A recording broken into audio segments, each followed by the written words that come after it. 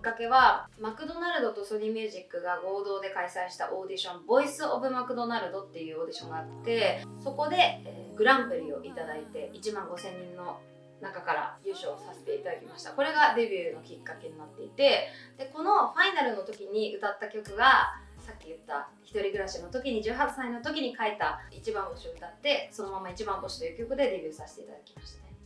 ちなみにこのマクドナルドとソニーミュージックのオーディションを受けたのは、もともとね、アリスが大好きな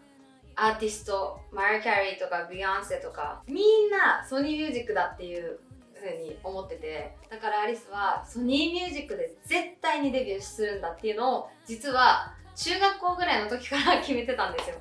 なんなら携帯のアドレスにもソニーミュージックって勝手に入れてたぐらいなの。それぐらいアリスはソニーミュージックからデビューしたかったのね。だからそのボイスオブマクドナルドでグランプリを取った瞬間はもうこう目つぶったらバンバンバンバンって花火が上がるような感覚になって、夢が叶ったんだっていう何とも言えない、もうすごい高揚感で満ち溢れてたのを覚えてる。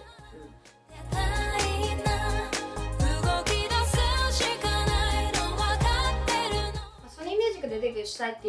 いうのの中にグローバルな活動ができるって思ってたのね。マリア・キャリーとかビヨンセとか、あとは日本で言ったらクリステル・ケイちゃんとかアイちゃんとか、そういうグローバルで活動できるようなアーティストがソニーミュージックにはたくさんいるなって思ったから、そういう風に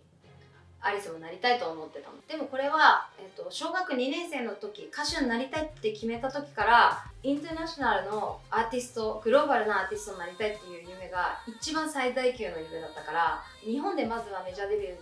できたっていうことはすごく嬉しいんだけど、やっぱりハーフミックスとしては家族がちっちゃい頃にバラバラになっちゃったけど、ママはもちろん、お兄ちゃんはもちろん、お父さんにも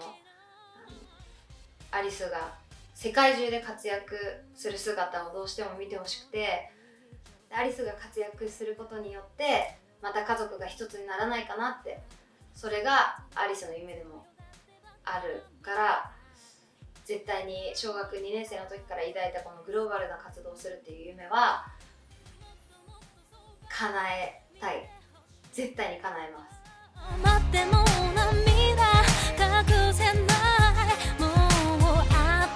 メジャーデビューしてからはもう生活が180度変わりましたね。いや、メジャーデビューってすごくないっていうなんかアリスがデビューした日が7月14日なんですけど、もうその日に朝とか夕方とかの各ワイドショーとか各局でテレビ番組で自分のことを放送していて、うわーってなったりとか、あとはもうスケジュールがパツパツになって、今自分がどこにいるかわかんない、寝てる間にメイクしてもらってどこでライブしてるか、今どこですかみたいな感じの目まぐるしい日々が続いていて、でも本当に毎日が刺激的で勉強で最高な日を過ごしてましたね。適当な景色だって癒せない。アリスがデビューした1年後に震災が起きて、で、エンタメ業界もストップしちゃって、アリスはねリリースが控えてたんですよ、その月に、2011年3月にね。だけどそれよりも何よりもテレビで見たあの光景が思いっきり自分の地元で、もう自分に何ができるんだっていうのをすごく考えてでも動けなくてって、やっと友達とかおばあちゃんとか連絡が取れた時に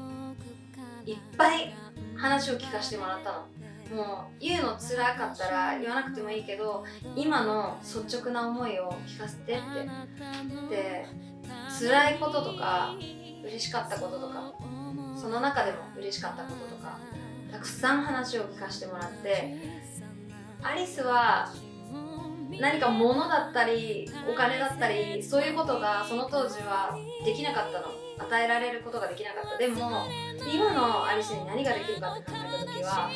そういう人たちの言葉を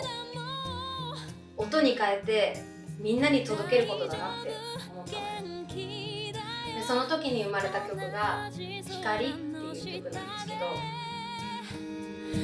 だから今日も明日も精一杯生きるんだ。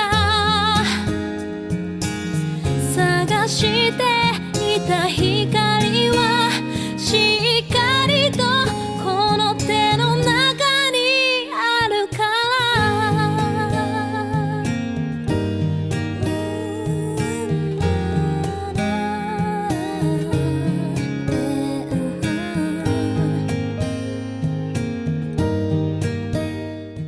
その曲を書いて、で少しずつ復興してきた時に、いわきに呼んでもらって、ライブでその曲を歌ったら、もうみんな子供からおじいちゃんおばあちゃんまで幅広い年代の人がもう涙を流してありがとうって言ってくれて、少しでも恩返しできたらいいんですけど、